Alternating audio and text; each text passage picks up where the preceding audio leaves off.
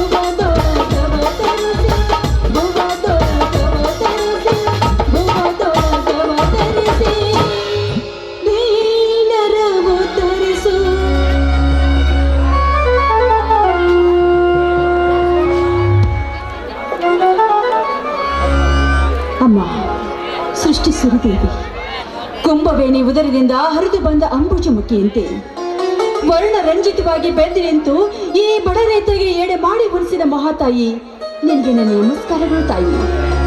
ಹಗಲೆರಳು ಶ್ರಮ ವಹಿಸಿ ರೈತ ಎನಿಸಿಕೊಂಡಿರುವ ನನ್ನ ಪತಿ, ನನ್ನ ಮೈದುನರ ಬಾಳಿನ ಚಿಂತೆ ಸದಾ ನನಗಿಲ್ಲಮ್ಮ.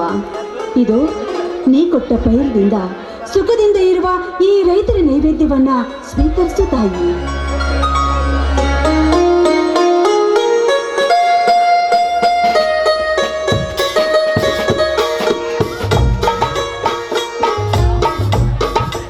ಗಂಗಾ, ಭೂಮಿ ತಾಯಿ ಕೊಟ್ಟ ಸಿಹಿ ಹಬ್ಬದ ಅಮೃತವನ್ನು ಭೂಮಿ ತಾಯಿಗೆ ಸಿಂಪಡಿಸಿ ಸಂತೋಷ ಪಟ್ಟೆಯಾ? ಹೌದು ಬನ್ನಿಸ್ವಾಮಿ, ಈ ಸಿಹಿ ಹೋಳಿಗೆಗಳನ್ನ ಈ ಭೂತಾಯಿಗಲ್ಲದೆ ಮತ್ತಾರಿಗೂ ಪಡಿಸ್ಬೇಕು. ಮೊದಲು ಈ ತಾಯಿ ಶಾಂತರಾಗಬೇಕು, ಆಮೇಲೆ ಇವಳ ಮಕ್ಕಳಾದ ನಾವು ಶಾಂತರಾಗಬೇಕು.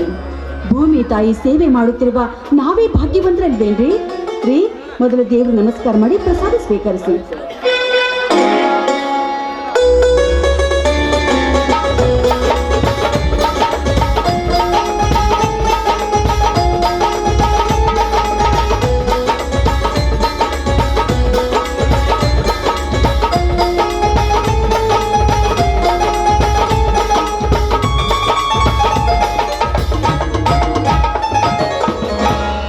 ಭೂಮಾತೆ, ಬ್ರಹ್ಮಾಂಡದ ಬುರುಡೆಯನ್ನೇ ನಿನ್ನ ಗರ್ಭದಲ್ಲಿ ಇರಿಸಿಕೊಂಡು ಸುಂದರ ಈ ನಿನ್ನ ರೈತ ಮಗನನ್ನು ಸದಾ ಉದ್ಧರಿಸು ಮಹಾತಾಯಿ. ನಿನಗೆ ನನ್ನ ನಮಸ್ಕಾರಗಳು. ಒಪ್ಪತ್ತಿಗೆ 20 ಹನಿ ರೈತನ ಬೆವರು ಕುಡಿದು ಅಡಿದಾವರೆಗಳು ನೀಡಿದಷ್ಟು ಬೇಡಿದ ಫಲ ಕೊಟ್ಟು ದೊಡ್ಡ ರೈತನನ್ನಾಗಿ ಮಾಡಿ ಜಗತ್ತಿಗೆ ಅನ್ನದಾತ ರೈತನೊಬ್ಬನೇ ಎಂದು ಘೋಷಣೆ ಕೂಡ ಮಾಡಿದೆ. ಆದ್ರೆ ಹಿಂಗೆಲ್ಲಿದೆಯಮ್ಮ ರೈತನಿಗೆ ಸ್ವಾತಂತ್ರ್ಯ? ಕಟುಕ ಶ್ರೀಮಂತರ ಕೈಯಲ್ಲಿ ಸಿಕ್ಕು ಒದ್ದಾಡುತ್ತಿದೆ ಬಡ ರೈತನ ಕತ್ತು. ಅದಕ್ಕೆ ನಿನ್ನ ಪಾದ ಕಮಲಗಳಿಗೆ ಕೈ ಮುಗಿದು ಬೇಡಿಕೊಳ್ಳುವೆ, ಈ ನಿನ್ನ ರೈತ ಮಗನನ್ನು ಉದ್ಧರಿಸಿ ಎಂದು. ನಂಬಿದವರನ್ನ ಯಾವತ್ತೂ ಕೈ ಬಿಟ್ಟವಳಲ್ಲ ಈ ಭೂಮಿ ತಾಯಿ. ಬಡವ ಶ್ರೀಮಂತ ಎಂಬ ಭೇದ ಭಾವವಿಲ್ಲದೆ ಭಕ್ತಿ ಮಾರ್ಗವಾಗಿ ಮುಕ್ತಿ ಹೊಂದುವನೆಂದು ಈ ಮಣ್ಣು ಮುಟ್ಟಿದರೆ ಚಿನ್ನ ಆಗುವುದರಲ್ಲಿ ಯಾವ ಸಂದೇಹವೂ ಇಲ್ಲ ಅವರ ಬಾಳು. ನಿಜ ಗಂಗಾ, ನಿಜ. ನಸುಕಿನಲ್ಲಿ ಎತ್ತು ಎಮ್ಮೆಗಳನ್ನು ಬಿಟ್ಟು ಕಸವನ್ನು ನೆತ್ತಿಯ ಮೇಲೆ ಹೊತ್ತುಕೊಂಡು ತಿಪ್ಪೆಗೆ ಹಾಕುವವನೇ ಜಗಕ್ಕೆ ಅನ್ನದಾತ. ಆದ್ರೆ ಚಿನ್ನದ ಬೆಳೆ ಕೊಟ್ಟು ಹಣ್ಣಿನ ಮನೆ ಕಟ್ಟಲೆಂದು ಮುಗಿಲೆತ್ತರ ತುಂಬಿ ನಿಂತಿರುವ ಈ ಫಲದ ಜಲವನ್ನೇ ಕಿತ್ತು ಬಿಸಾಕ್ತಾರಲ್ಲ ಈಗಿನ ಶ್ರೀಮಂತ ವ್ಯಾಪಾರಸ್ಥರು. ಇದಲ್ಲದೆ ಈ ಹಿಂದೆ ಮನೆ ಅಡಚಣೆಗಾಗಿ 100 ಸೂರ್ಯಪಾನದ ಮಾಲೆಲ್ಲ ಬರೀ ಅಡತಿ ಅಂಗಡಿಯ ಪಾಲಾಗಿ ಹೋಯಿತು. ಅಂದಾಗ ಇಷ್ಟು ಬೆಳೆ ತುಂಬಿ ನಿಂತರು ಕೈಯಲ್ಲಿ ಬಿಡಿ ಕಾಸು ಇಲ್ಲದಂತಾಗಿದೆ ಈ ರೈತನ ಪರಿಸ್ಥಿತಿ. ಸ್ವಾಮಿ, ಮನೆತನದ ಖರ್ಚು ಅಲ್ಲದೆ ಎಣ್ಣೆ, ಬೀಜ, ಗೊಬ್ಬರ ಈ ಎಲ್ಲ ಖರ್ಚಿನ ಪರಿಸ್ಥಿತಿ ಒತ್ತಡವೇ ಉದ್ಭವಿಸಿ ನಿಂತಿರುವಾಗ ಆದ್ರೂ ಆಗಿರ್ಬೋದು ಸ್ವಾಮಿ. ಈ ಸಲ ಮಾಲಿನಲ್ಲಾದ್ರೂ ಚೆನ್ನಾಗಿ ಹಣ ಸಂಪಾದನೆ ಮಾಡಿಕೊಂಡ್ರಾಯ್ತು. ಮಣ್ಣಿನಲ್ಲಿ ಹುಟ್ಟಿ ಮಣ್ಣಿಗಾಗಿ ದುಡಿಯುವ ಈ ಶರೀರ ಮಣ್ಣಿನಿಂದಲೇ ಚಿನ್ನವಾಗಬೇಕು ಗಂಗಾ. ಅಂದಂತೆ ನಮ್ಮ ಕರ್ತವ್ಯ ನಾವು ಮಾಡಲೇಬೇಕು. ದುಡಿಮೆ ದುಡ್ಡಿನ ತಾಯಿ. ಈ ಸಲ ಬೆಳೆ ಬಂದಿದ್ದನ್ನು ನೋಡಿದರೆ ಈ ರೈತನ ಕೊಳೆಯನ್ನು ಕಳೆಯುವುದರಲ್ಲಿ ಸಂದೇಹವೇ ಇಲ್ಲ. ಇದರಲ್ಲಿ ಈ ಸಲ ನನ್ನ ತಮ್ಮನೇ ಮದುವೆ ಕಾರ್ಯ ಮಾಡಿ ಮುಗಿಸಿಬಿಡೋಣ. ತಂದೆ ತಾಯಿ ಇಲ್ಲ ತಪ್ಪಲೆ ಆದ ಆ ನನ್ನ ಮೈದುನ ಜವಾಬ್ದಾರಿ ನಮ್ಮ ಮೇಲೆ ಇದೆ ಎಂದಾಗ ಅದನ್ನು ನಾವು ಮಾಡಲೇಬೇಕು. 25ನೇ ವಯಸ್ಸಿನಲ್ಲಿ ಕಾಲಿಡ್ತಿರುವ ನನ್ನ ಮೈದನ ಇಂದು ಕುಸ್ತಿ ಪಟ್ಟು ಇವನನ್ನು ಹಾಗೆ ಬಿಟ್ರೆ ಮನೆ ಹಾದಿನೇ ಮರ್ತ್ಬಿಡ್ತಾನೆ. ಆದಷ್ಟು ಬೇಗನೆ ಅವನಿಗೆ ಮನೆ ಹಾದಿ ಹಿಡಿಸ್ಬೇಕು.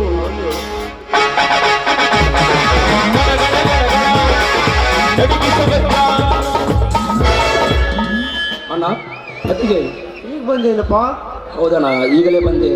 ಏನಪ್ಪ ಮೈದನ, ಏನ್ ನಿನ್ನ ಆಟ? ಕುಸ್ತಿ ಕಬಡ್ಡಿ ಅಂತ ಒಂದು ವಾರದಿಂದ ಮನೆ ಮತ್ತೆ ತಿರುಗೋದಂತ ಹೇಗೆ? ಮನೇಲಿ ಹೇಳೋರು ಕೇಳೋರು ಯಾರು ಇಲ್ಲ ಅಂತ ತಿಳ್ಕೊಂಡಿದ್ಯಾ ಹೇಗೆ? ಅಂತ ತಪ್ಪು ದಾರಿ ಹಿಡಿಯೋನಲ್ಲಮ್ಮ ಇನ್ನ ಮೈದುನ. ಒಂದು ವಾರ ಮನೆ ಬಿಟ್ಟು ತಿರುಗಿದ್ರು. ಅಣ್ಣ ಅತ್ತಿಗೆ ಹೆಸರು ಅಚ್ಚಳದೆ ಉಳಿಸಲಕ್ಕೆ ಹೋಗಿದ್ದೆ. ಅಣ್ಣ ಅತ್ತಿಗೆ ತುತ್ತು ಮಾಡಿಸಿ ಉಣಿಸಿದ ಭಾಗ್ಯ ಇಂದು ಸಾರ್ಥಕವಾಯಿತು. ರಾಜ್ಯ ಮಟ್ಟದ ಕುಸ್ತಿ ಪಂದ್ಯದಲ್ಲಿ ಕಣಕ್ಕೇನೆ ಶಬ್ದ ಬಾರಿಸಿ ಕಡೆಕೆತ್ತು ತಂದಿದ್ದೇನೆ. ನೋಡೋಣ ನಿನ್ನ ತಮ್ಮ. ನನಗೆ ಬಹಳ ಸಂತೋಷವಾಯಿತು ತಮ್ಮ. ನಿನಗೆ ಅಣ್ಣ ನೆನೆಸಿಕೊಂಡ ನನ್ನ ಜನ್ಮ ಸಾರ್ಥಕ. ಹುಲಿ ಹೊಟ್ಟೆಲಿ ಹುಲಿನೇ ಹುಟ್ಟುತ್ತೆ ಹೊರತು ಇಲಿ ಯಾವತ್ತೂ ಹುಟ್ಟುವುದಿಲ್ಲ. ಕಲಿಯುಗದ ಕರ್ಣ, ಕರಾಟೆ ವೀರ, ಈ ಜಗದ ಗಂಡು ರೈತ ಎನಿಸ್ಕೊಂಡಿರುವ ನಿಮ್ಮ ತಂದೆಯವರ ಕೀರ್ತಿ ಇಂದು ನಿನ್ನಿಂದಲೇ ಉಳಿತಪ್ಪ ಮೈದನ. ಆದ್ರೆ ನನ್ನದೊಂದು ಮಾತು, ಸತ್ಯಕ್ಕೆ, ನ್ಯಾಯಕ್ಕೆ, ಧರ್ಮಕ್ಕೆ ಮಾತ್ರ ತಲೆ ತಗ್ಗಿಸೋ ಹೊರತು ಸ್ವಾರ್ಥಕ್ಕೆ, ಸಂಪತ್ತಿಗೆ ಯಾವತ್ತೂ ತಲೆ ತಗ್ಗಿಸಬೇಡ. ಅಷ್ಟೇ ಅಲ್ಲ ತಮ್ಮ, ಭೂತಾಯಿ ಒಡಲಿಗೆ ಗಂಡೆಂದು ಜನಿಸಿಕೊಂಡಿರುವ ನಾವು ನ್ಯಾಯಕ್ಕಾಗಿ ರಕ್ತ ಹರಿಯಲಿ, ಭೂತಾಯಿ ಸೇವೆಗಾಗಿ ದೇಹ ಬೆಳೆಯಲಿ, ಭಾರತದಲ್ಲಿ ಕನ್ನಡ ನಾರಿಯರ ಮಾನ ರಕ್ಷಣೆಗಾಗಿ ಪ್ರಾಣ ಹೋಗಲಿ. ಆದ್ರೆ ಸತ್ಯವನ್ನೆಂದಿಗೂ ಕೈ ಬಿಡಬೇಡ. ಪರಸ್ತ್ರೀ ಹೆಣ್ಣನ್ನು ಕಣ್ಣೆತ್ತಿ ನೋಡಬೇಡ. ನಾಡ ರಕ್ಷಣೆಗಾಗಿ ಭೂತಾಯಿಯ ಮಗನಾಗಿ ದುಡಿಯುವುದು ಮಾತ್ರ ಮರಿಬೇಡ. ಚಾಚು ಚಪ್ಪದೆ ನಿಮ್ಮ ಮಾತನ್ನು ಪಾಲಿಸುತ್ತೇನೆ ಅಣ್ಣ. ಶ್ರೀಮಂತರ ವ್ಯಾಪಾರಸ್ಥರಿಗೆ ಸ್ವಪ್ನವಾಗಿ ನ್ಯಾಯದ ತಲೆ ಮೇಲೆ ಕಾಲಿಟ್ಟು ಮೆರೆತಿರುವ ರೌಡಿಗಳ ಎಲೆ ತಟ್ಟಿ ನಿಂತು ಸತ್ಯದ ಸರಿ ಮಾರ್ಗವನ್ನು ನನ್ನ ಎದೆಗೆ ಅಂಟಿಸಿಕೊಂಡು ನಾಡನ್ನು ಉಳಿಸುತ್ತೇನೆ. ಭೂತಾಯಿಗೆ ದುಡಿಯುತ್ತೇನೆ, ಭೂತಾಯಿಯ ಮಗನಾಗಿಯೇ ಮುಡಿಯುತ್ತೇನೆ ಅಣ್ಣ. ಅಂದಾಗ ಸಹೋದರ, ರೈತನಾಗಿ ಹುಟ್ಟಿದಕ್ಕೂ ಸಾರ್ಥಕವಾಗುತ್ತದೆ. ಜಗತ್ತಿಗೆ ಅನ್ನ ಹಾಕುವ ಅನ್ನದಾತನಾಗಬೇಕು ವಿನಃ ಇನ್ನೊಬ್ಬರ ಕಾಲ್ಕೆಗೆ ನಿಂತು ಜಬರ್ದಸ್ತ್ ಮಾಡುವ ಅಧಿಕಾರಸ್ಥನಾಗಬಾರದು. ಇನ್ನೊಬ್ಬರ ಕಾಲ್ಕೆಗೆ ನಿಂತು ಕೈ ಒಡ್ಡಿ ಸಂಬಳ ತೆಗೆದುಕೊಳ್ಳದೆ 10 ಜನಗಳಿಗೆ ತುತ್ತು ಅನ್ನ ಹಾಕುವಂತ ಒಬ್ಬ ದೊಡ್ಡ ರೈತನಾಗಬೇಕು. ನಿಜ ತಾನೇ? ಸತ್ಯ ಅಣ್ಣ ನಿನ್ನ ಮಾತಿನಲ್ಲಿ. ಏನೇ ಆಗಲಿ ನಂಬಿ ತಿಳಿದುಕೋ ಈ ಮಣ್ಣಿನ ಮರ್ಮವನ್ನು. ಗಂಗಾ, ನನ್ನ ತಮ್ಮ ಕುಸ್ತಿ ಪಂದ್ಯದಲ್ಲಿ ಗೆದ್ದು ಬಂದಿದ ಸಂತೋಷದಲ್ಲಿ ಒಂದು ಸಂಗೀತವನ್ನು ಹಾಡಬಹುದು. ಹಾಗೆ ಆಗ್ಲಿ ರೀ.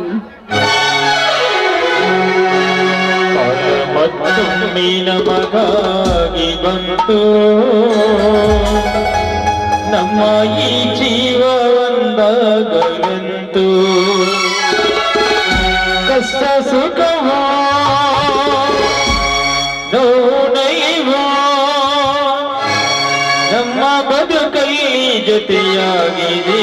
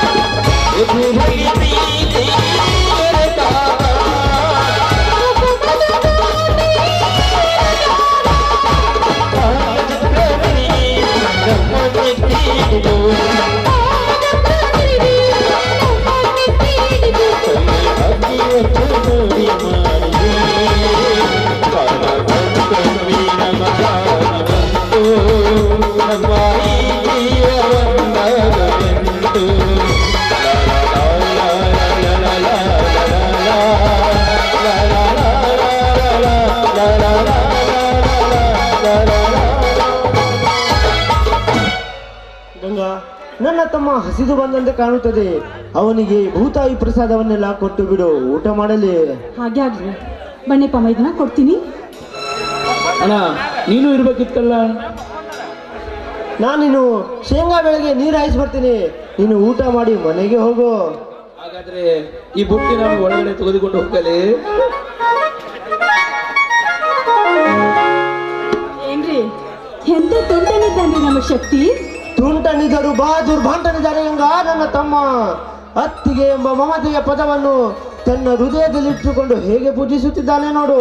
ಹೌದು ಸ್ವಾಮಿ, ಜನ್ಮ ಜನ್ಮಾಂತರದಲ್ಲೂ ರೈತರಿಗೆ ಸುತನಾಗಿ, ಅತ್ತಿಗೆಗೆ ಮೈದನಾಗಿ ಪುನರ್ಜನ್ಮ ತಾಯಿ ಬರ್ಲಿ ಅಂತ ನಾನು ಕೂಡ ಆ ಭೂತಾಯಿಯಲ್ಲಿ ಬೇಡ್ಕೊತೀನಿ. ಏನ್ರಿ, ಶೇಂಗಾದ ಹೊಲಕ್ಕೆ ನೀರು ಹಾಸಿ ಎತ್ತುಗಳನ್ನ ತಂದು ಮನೆಗೆ ಬಿಡ್ರಿ, ನಾನು ಮನೆಗೆ ಹೋಗ್ತೀನಿ. ಏನೇ ಮಾತಿನಲ್ಲಿ ಮೋಡಿ ಹಾಕಿ ಗಂಗಾ ನದಿಯಂತೆ ಜುಳುಜುಳನೆ ಹಾಗೆ ಹರಿದು ಹೋಗುವೆಯಲ್ಲ. ನಿಲ್ಲಿ, ತನುವ ನುಂಡು ಅನುರಾಗದ ಅಲೆಗಳಂತೆ ಸುಳಿಗಾಳಿಯ ತಂಪಲ್ಲಿ ಕೆಂಪಾದ ಹಸಿರು ಮಡಿಲಲ್ಲಿ ಒಂದು ಇಂಪಾದ ಗೀತೆ ಹಾಡುವಾರೆ ನನ್ನ ಚಿನ್ನ. ಹೋಗ್ರಿ, ನಂಗ್ ನಾಚಿಕೆ ಆಗುತ್ತೆ. ಏನ್ರಿ ನಿಮ್ ಹುಡುಗಾಟ? ಆಡುವ ಮಕ್ಕಳಂತೆ ಹಾಡಿಕೊಂಡ್ರೆ ದಣಿದ ಮನ ತನಿಯುವುದೇನು? ನನ್ನ ಮನ ಅಷ್ಟೇಕೆ ಗಂಗಾ, ಹಸಿರ ಸೀರೆ ನೋಟು ಶೃಂಗಾರವಾಗಿ ಶೋಭಿಸುತ್ತಿರುವ ಈ ಭೂತಾಯಿ ಮಡ ಕೂಡ ತಣಿದು ದಣಿಯುತ್ತೆ.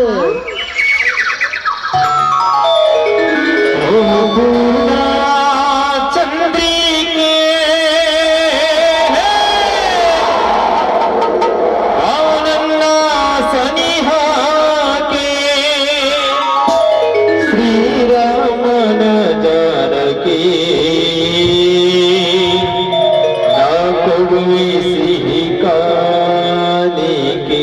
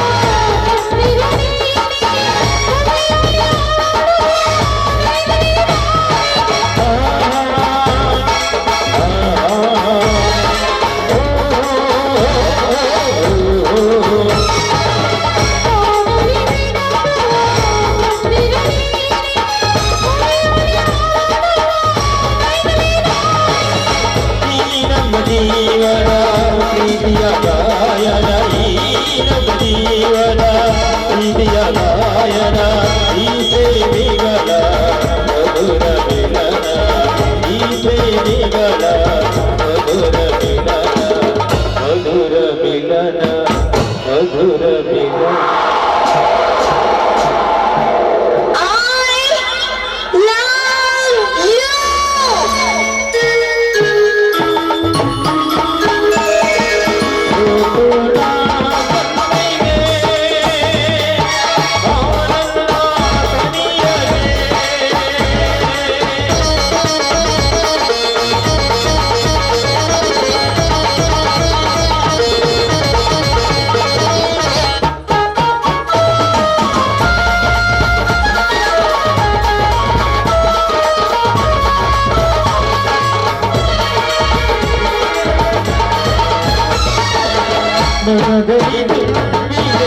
ಪ್ರೀತಿಯ ಸಾಗರ ನೀಗದ ಸೇರಲು ಎಂತ ಸುಂದರ